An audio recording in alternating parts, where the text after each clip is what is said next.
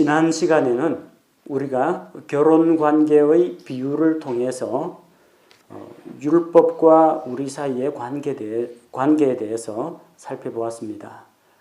법은 사람이 살아있는 동안만 그 사람을 주관할 수가 있습니다. 결혼 언약도 마찬가지입니다. 살아있어야 부부관계가 성립이 됩니다. 배우자 중에 한 사람이 한 육체가 죽으면 결혼 언약은 종료가 됩니다.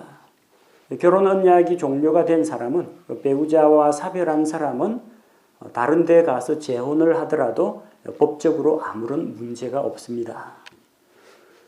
우리는 옛날 하나님을 알기 전에 율법과 결합된 상태, 율법을 남편으로 모시고 있었습니다.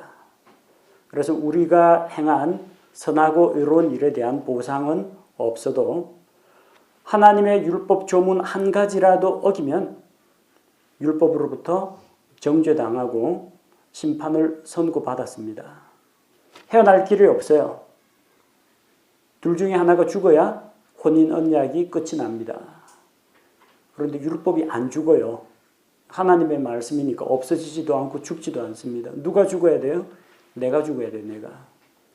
내가 내 죄를 안고 죽으면 안 되고 예수 그리스도께서 십자가에 달려 죽으실 때 내가 그분과 연합하여 죽고 그분과 연합하여 부활하면 됩니다. 그러면 죽음을 통해서 율법과는 혼인관계가 종료가 되고 새로운 남편 예수 그리스도와 연합하게 되는 겁니다. 그래서 우리는 죄에 대하여 로마서 6장에서 너희가 죄에 대하여 죽었다 했는데 로마서 7장에서는 너희가 율법에 대하여 죽었다. 율법이 살아있는 사람에게만 영향을 미칩니다. 죽은 자에 대해서는 더 이상 죄값을 내놓아라. 죄의 삭은 사망인데 사망의 삭을 달라고 하지를 못합니다. 율법에서 해방되었습니다. 우리의 새로운 신분에 대해서 지난 시간에 살펴보았습니다. 이렇게 이야기를 하니까 옛 남편 율법이 아주 사악하고 나쁘고 못된 것이라고 생각하는 사람들이 많습니다. 율법이 죄인가? 성경이 뭐라고 합니까? 율법이 죄냐? 결코 그럴 수 없느니라. 율법이 죄는 아닙니다. 율법은 거룩한 하나님의 말씀입니다. 그런데 우리는 알게 모르게 율법에 대해서 좀 부정적인 생각을 가질 때가 많습니다.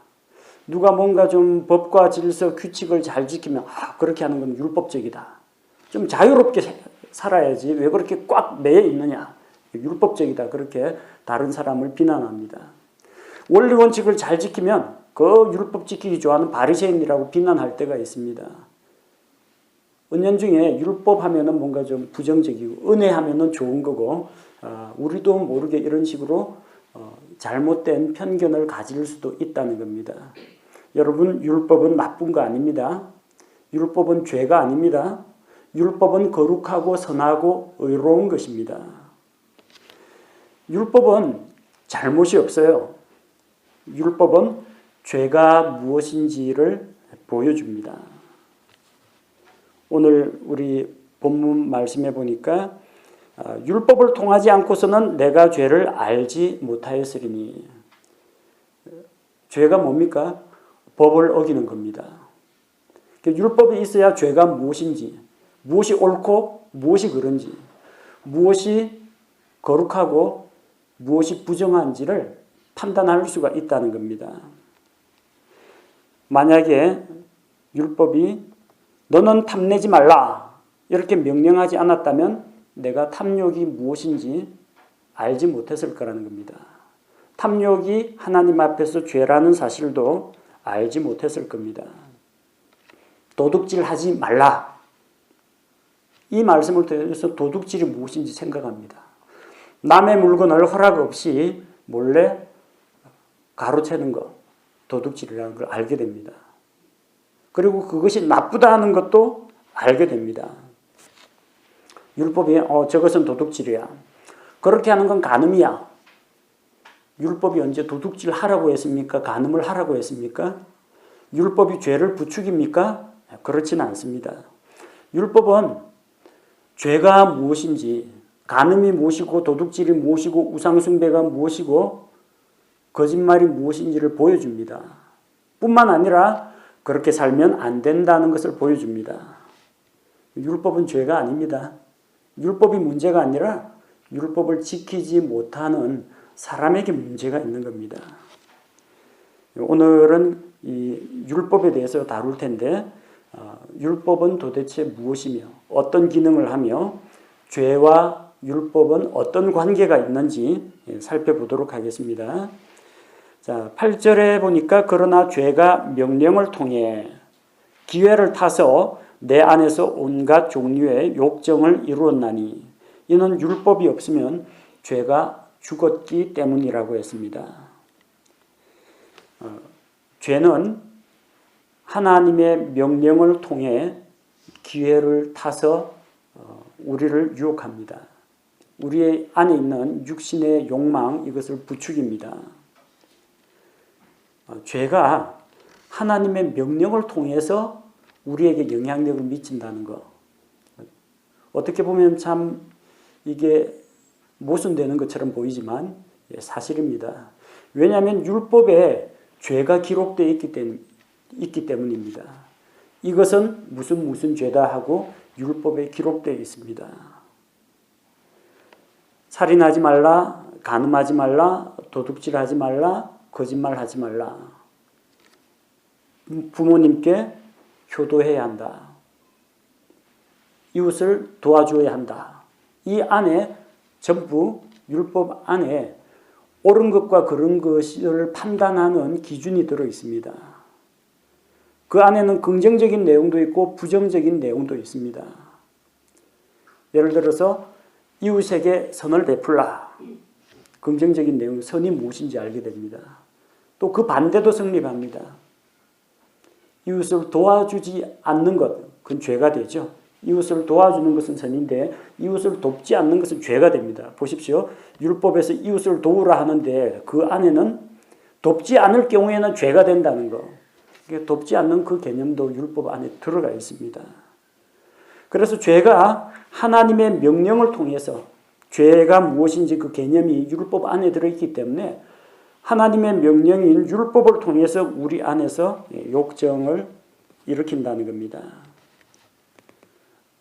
성경에 보면은 무엇을 하라, 하지 말라 이 명령이 있는데 이 율법의 말씀을 듣고 읽고 생각할 때마다 그 구체적인 죄에 내 안에 있는 그 욕정이 이제 자극을 받습니다. 살인, 간음, 도둑질, 사기, 음란 이런 것들을 할 때마다 우리는 죄의 유혹, 그 무엇이 죄라는 것을 아는 것과 함께 그 죄가 율법이 나를 유혹하는 게 아니라 죄가 율법에 있는 그 죄악된 개념을 통해서 우리 사람들의 욕정을 자극하고 유혹하게 된다는 겁니다.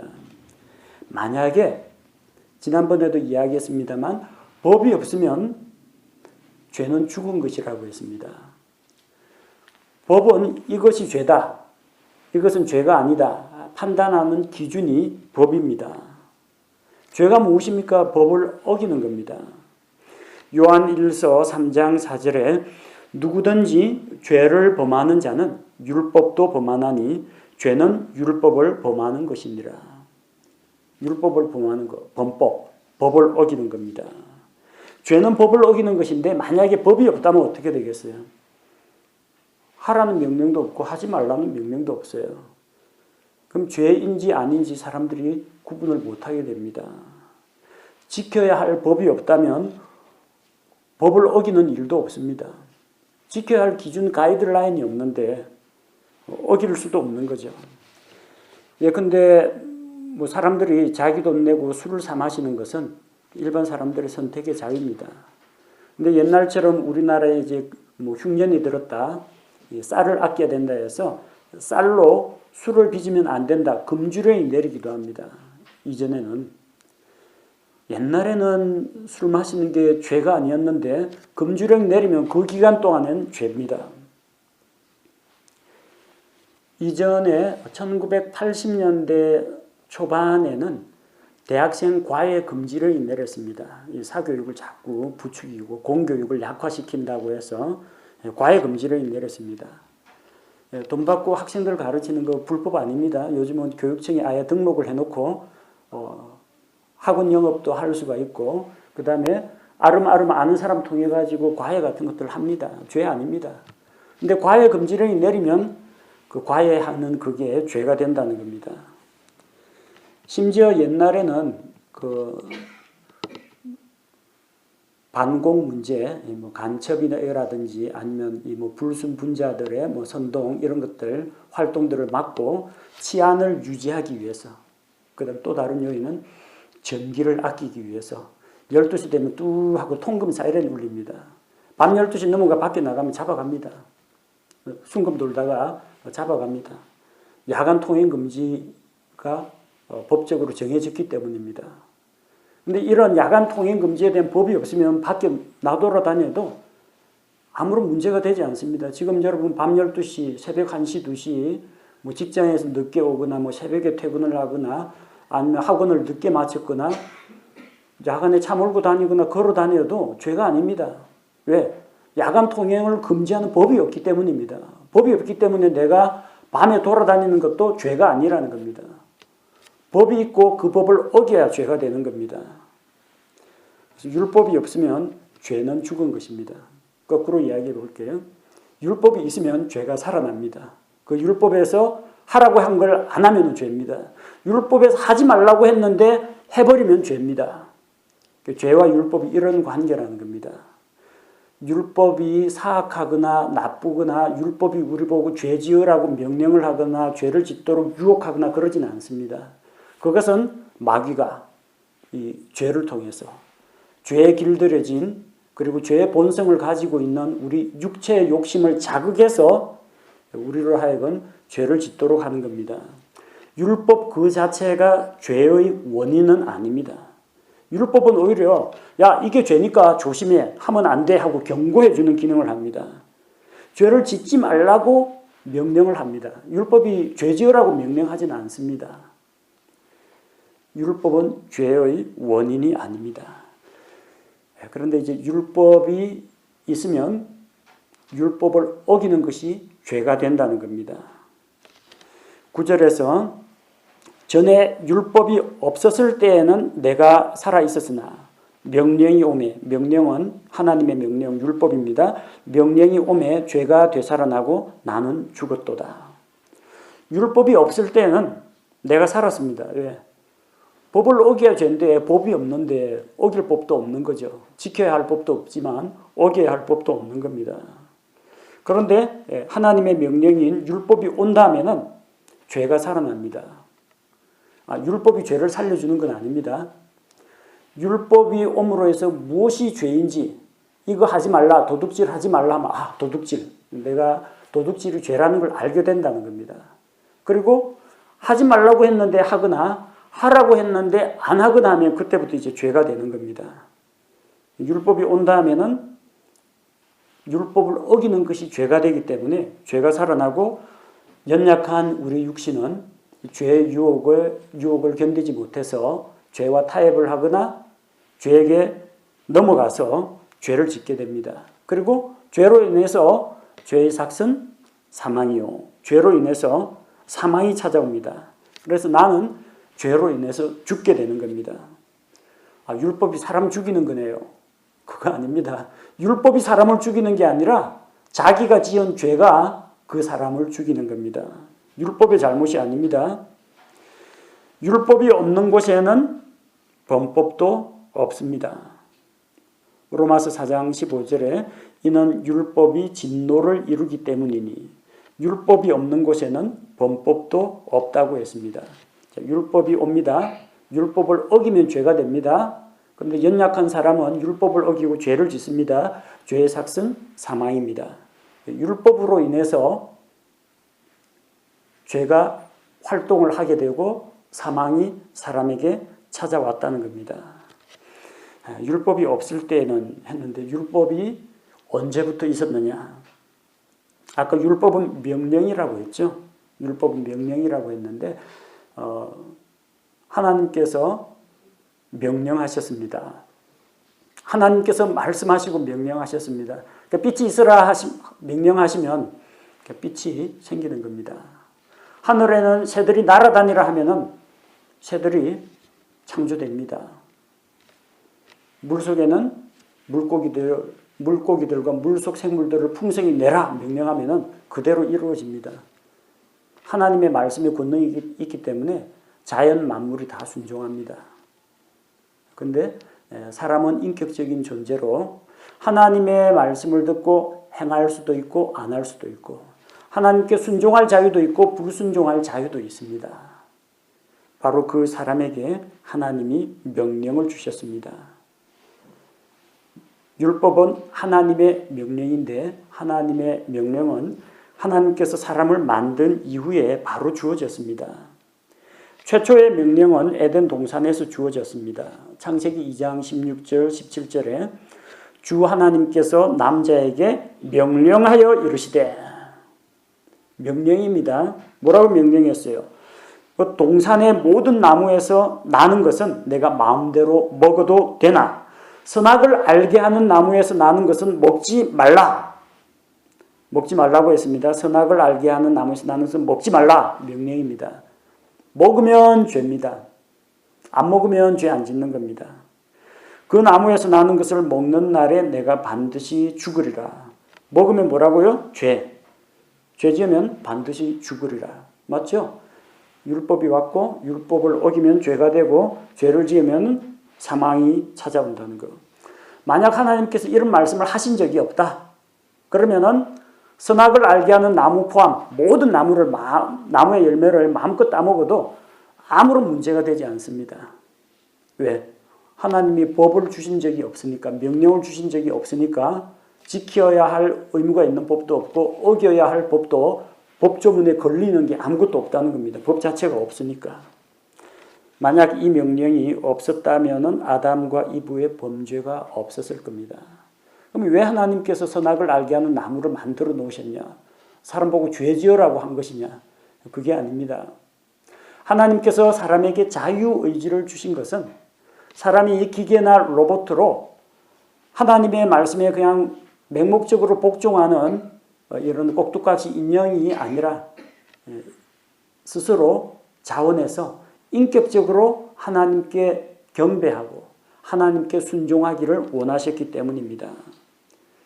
사람에게 그래서 선택의 자유를 주셨습니다.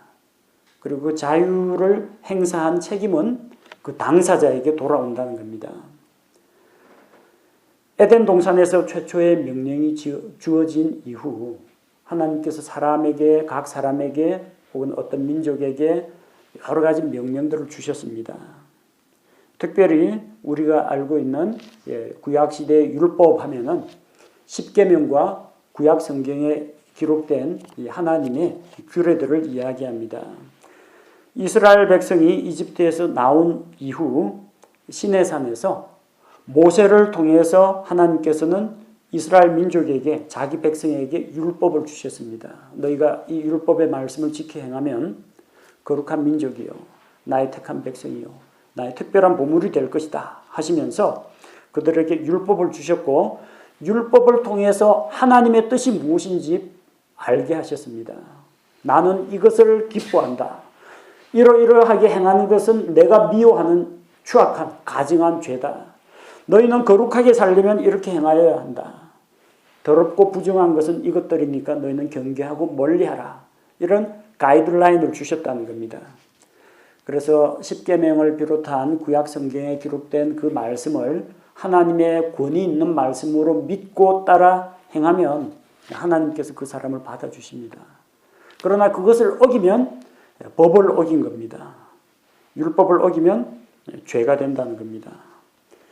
모세를 통해서 율법을 주시기 전에도 또 이스라엘 민족처럼 성문화된 십계명이나 이런 율법 조문들을 받지 않은 사람들도 다 율법 아래에 있습니다. 우리가 로마서 2장에서 살펴봤죠. 로마서 2장 14절에 보니까 율법을 소유하지 않은 이방인들이 본성을 통해 율법 안에 들어있는 것들을 행할 때 이런 사람들은 율법을 소유하지 않아도 자기에게 율법이 된다고 했습니다. 성문화되어 있는 글로 이렇게 문서로 주신 율법 이외에도 하나님께서 사람의 마음속에 주신 법이 있습니다. 무엇이 옳고 그른지 전 세계 어느 나라 어느 민족도 남의 물건 훔치거나 빼앗으면 다 죄로 간주합니다. 어떤 성문화된 법이 없는 아프리카 원시 부족도 마찬가지입니다. 남의 아내 빼앗아가지고 자기가 데려가 버리면 그것도 역시 그 사회에서 징계받습니다. 그리고 남편한테 복수당합니다. 다 공통적으로 가지고 있는 옳고 그름에 대한 가이드라인이 다 있다는 겁니다. 그래서 우리가 어떤 행동을 할 때 이것이 옳다 지지해 주기도 하고, 우리가 잘못된 일을 할 때 야 그건 안 돼, 양심에 찔리지도 않니, 그러고 하면 천벌을 받을 거야, 이런 게 우리나라의 기독교가 전래되기 이전에도 사람들이 이런 기준들을 다 가지고 있었습니다. 그게 마음에 새겨진 하나님의 법입니다. 비록 아담의 범죄 이후에 사람들의 양심이 오염되고 타락하고 또 죄와 타협하긴 했지만 그런 마음속에 율법과 마찬가지의 기준을 가지고 있다는 겁니다. 그래서 그런 사람들은 명문화되어 있는 문서화된 그런 율법을 소유하지 않아도 자기에게 그게 율법이 된다는 겁니다. 율법은 나쁜 게 아닙니다. 가이드라인입니다. 거룩하고 바르고 의롭게 살라고 하나님께서 주신 지침입니다. 10절 말씀해 보니까 생명에 이르게 하려고 정하신 명령이 사망에 이르게 하는 것인 줄 내가 알았나니. 율법은 사람들에게 무거운 의무감을 심어주기 위해서 주신 것이 아닙니다. 율법은 하나님께서 사람들을 괴롭히려고 이거 지키다가 한번 고생해봐라 하고 하나님께서 사람들 골탕 먹이기 위해서 주신 것이 아닙니다. 성경이 무엇을 말합니까? 생명에 이르게 하려고 정하신 명령입니다. 생명에 이르게 하려고. 요한복음 12장 50절에 나는 그분의 명령이 영존하는 생명인 줄 아노라. 하나님의 명령은 영존하는 생명입니다. 지키는 자에게. 안 지키는 자에게는요, 안 지키면 하나님께 대한 반역입니다. 반역은 죄고 죄의 삭은 사망입니다. 신명기 30장 15절에 보라 내가 이날 생명과 복과 또 사망과 화를 내 앞에 두었나니. 신명기 다시 한번 명령한다, 그런 뜻입니다. 옛날에 이집트 땅에서 나오던 출애굽 1세대에게 주신 그 명령을 이제 광야 생활 40년 동안에 이집트에서 나온 20세 이상 되는 사람들은 다 죽고 그 다음 세대가 요르단강을 건너서 가나안 땅에 들어가야 하는데 요르단강을 딱 눈앞에 두고 모압 평야에서 하나님께서 모세를 통해서 신명기 말씀을 주셨습니다. 이 신자는 그 신, 하나님을 의미하는 그 신자가 아니고요. 다시 신자라고 합니다. 제신, 그렇게 부르는데 다시 명령한다는 겁니다. 그 출애굽 1세대에게 주신 그 명령을 그 다음 세대에게 줘서 그들이 가나안 땅에 들어가거든 어떻게 하나님께 경배하고 거기에서 우상을 멸하고 사악한 풍습들을 다 내쫓고 하나님의 백성답게 거룩하고 의롭게 살려고 가이드라인을 주신 것이 신명기입니다. 어기기만 해봐라, 이 법대로 다 죽여버리겠다. 하나님이 그런 각오로 신명기 말씀을 주신 게 아닙니다. 뭐라고 했어요? 생명과 복과 사망과 화를. 생명과 복은 그 율법의 말씀에 순종하는 자에게, 사망과 화는 하나님께 반역하고 이 율법의 말씀을 어기는 자에게. 이 사람은 선택할 수가 있어요. 율법은 사람을 사망에 이르게 하려고 준 게 아니라 지키는 자에게 생명과 복을 주려고 주신 하나님의 말씀입니다. 따라서 율법에는 아무런 하자가 없습니다. 뭐가 문제예요? 그러나 사람은 그 율법을 다 지키지 못하기 때문에 율법에 의해 정죄를 받습니다. 자, 11절 말씀에 보니까 죄가 명령을 통해 기회를 타서 나를 속이고 그것으로 나를 죽였다고 했습니다. 죄는 어디에 기록되어 있느냐? 죄인 것과 아닌 것을 분별하는 율법의 말씀에 기록되어 있습니다. 선악을 알게 하는 나무에서 나는 것은 먹지 말라. 명령이죠. 그럼 죄는 뭡니까? 선악을 알게 하는 나무에서 나는 것을 먹는 것은 죄입니다. 명령 안에 어기면은 죄가 되는 그 조건들이 들어가 있습니다. 지키면은 살게 되는 조건들이 들어 있습니다.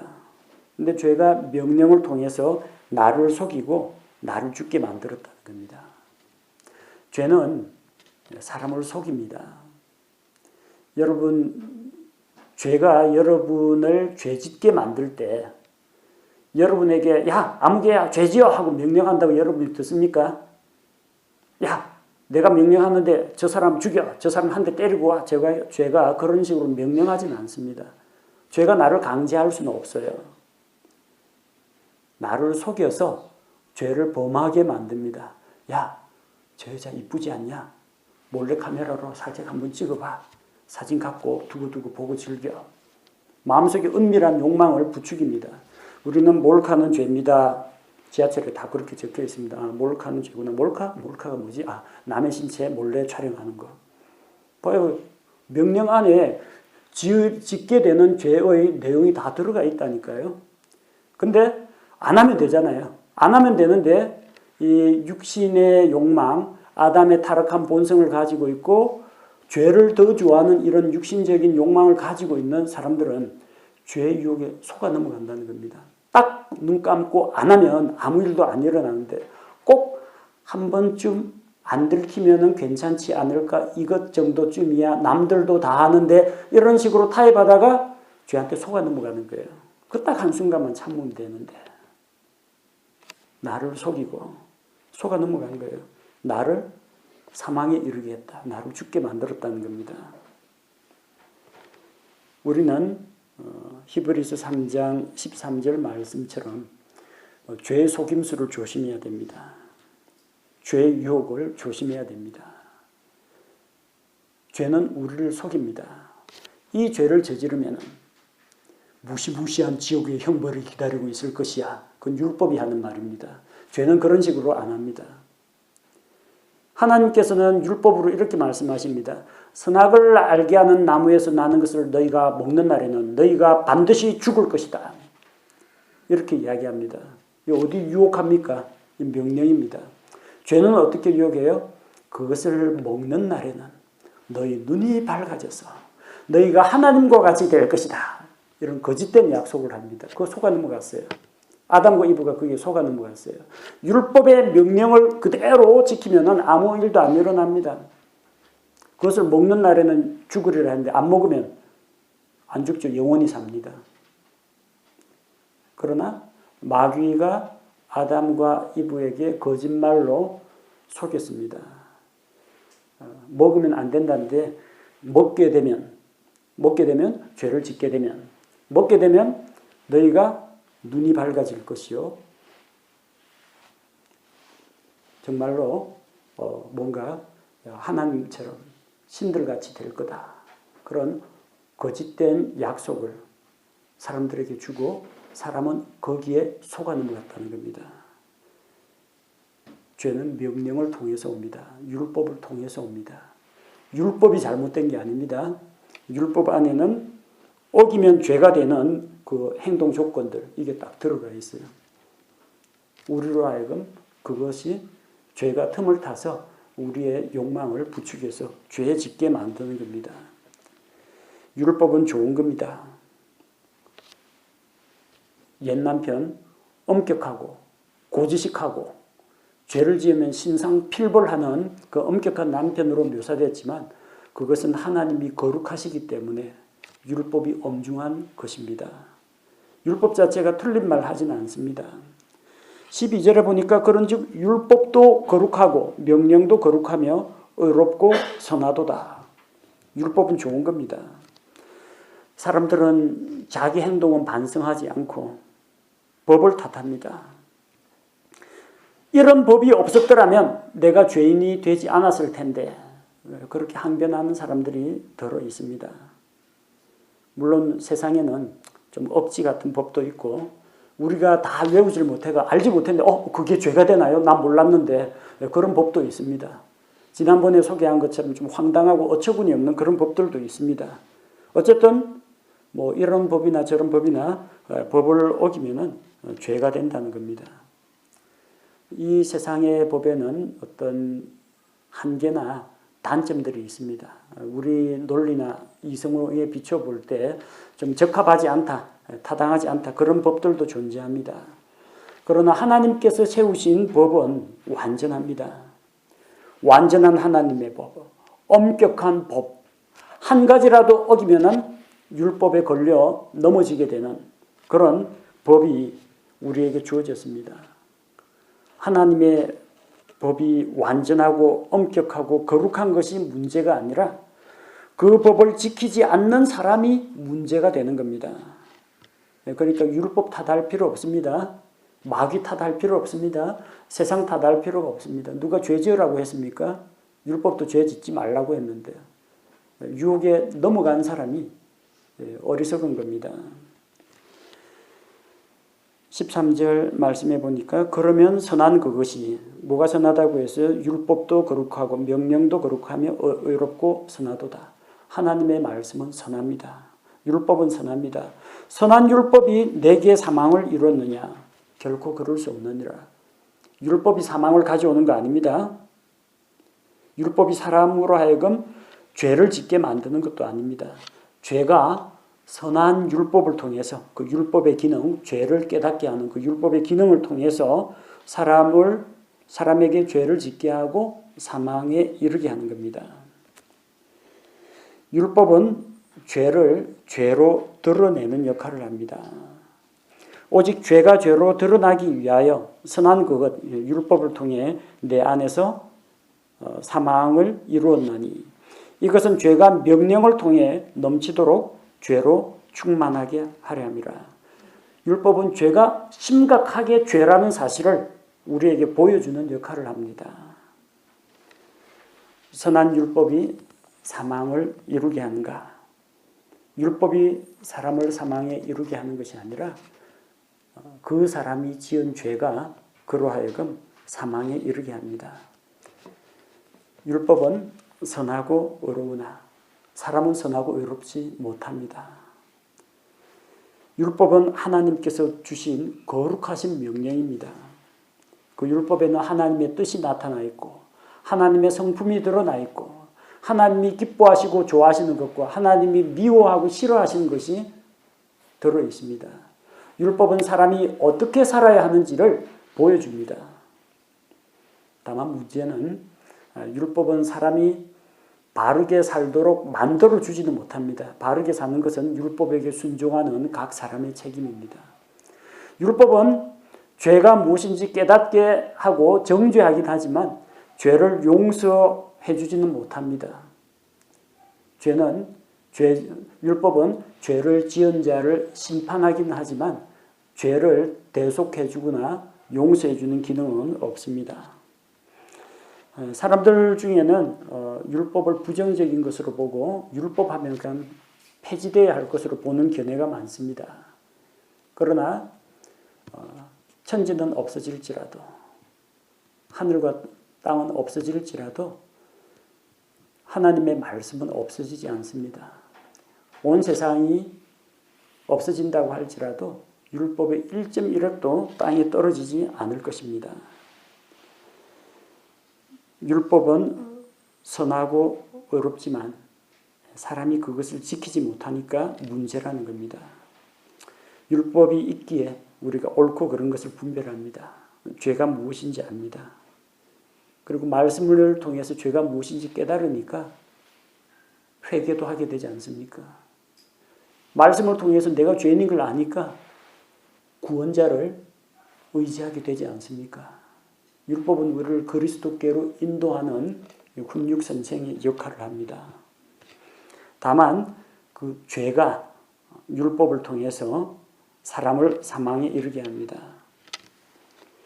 율법이 죄를 깨닫게 하고 또 율법은 그 죄가 하나님께 반역하는 하나님의 거룩하신 성품을 거스르는 것인 것을 보여줍니다. 죄에 대해서 경계를 주고 얼마나 고마운 일입니까? 죄를 멀리하라고 충고해주고 죄 짓지 말라고 훈계를 하고 그 죄 지으면은 심판과 형벌이 기다리고 있다고 우리에게 알려주는 게 율법 아닙니까? 그럼에도 불구하고 우리 타락한 인간들은 죄의 유혹에 걸려서 자주 넘어집니다. 율법이 사람으로 하여금 죄를 짓게 만드는 것도 아닙니다. 하나님이나 마귀가 사람을 이렇게 무슨 리모컨 조종해서 강제로 죄를 짓게 하는 것도 아닙니다. 각 사람이 하나님의 말씀과 죄의 유혹 가운데서 선택을 하게 됩니다. 사람이 만약에 하나님을 거역하고 죄를 선택하면은 죄인이 되는 것입니다. 창세기 4장 7절에서 하나님께서 가인에게 경고를 주셨습니다. 그러나 내가 잘 행하지 아니하면 죄가 문에 엎드려 있느니라. 그의 열망이 내게 있으리니 너는 그를 다스릴 것이니라. 우리가 바르고 의로운 길을 걸어갈 때는 우리 마음속에 하나님의 법이 있을 때는 고진 길을 가게 됩니다. 그러나 만약에 우리가 하나님의 뜻을 거스르고 악한 길로 가게 되면 죄가 문에 엎드려서 대기하고 있습니다. 우리 문 앞에서 기다리고 있어요. 그리고 우리 속에 유혹과 죄짓고자 하는 열망을 부추깁니다. 하지만 너는 그를 다스릴 것이니라. 우리는 죄의 유혹, 죄의 열망을 다스릴 수 있는 존재라는 겁니다. 근데 안 다스리고 죄가 주는 그 일순간의 짜릿함과 어떤 쾌락과 순간적인 어떤 이득 이런 걸 노리고 죄에게 속아 넘어가면은 죄를 짓게 되는 것입니다. 그래서 우리가 죄와 율법의 관계에 대해서 바르게 이해해야 합니다. 율법은 선하고 거룩하고 의로우나 우리 사람은 연약하여 율법을 다 지켜 행할 수 없는 그런 한계를 안고 있습니다. 이 문제에 대해서 사도 바울이 다음 시간에 14절 이후에 이것 때문에 마음속에 얼마나 많은 그 갈등과 고통을 겪었는지 우리가 로마서 7장 후반부에서 살펴볼 수 있습니다. 오 나는 비참한 사람이로다. 이 사망의 몸에서 누가 나를 건져내랴. 내 마음으로는 하나님의 법을 따르고 명령을 따르고 싶은데 내 속에 있는 또 다른 법이 나를 잡아 끌어가지고 죄의 법 아래로 사로잡아 가는 것을 보는도다. 선을 행하고 싶은데 행할 마음은 있는데 행할 능력은 없는 우리의 연약한 모습을 보여줍니다. 그 문제에 대한 그 해답을 우리가 다음 시간에 함께 살펴보도록 하겠습니다.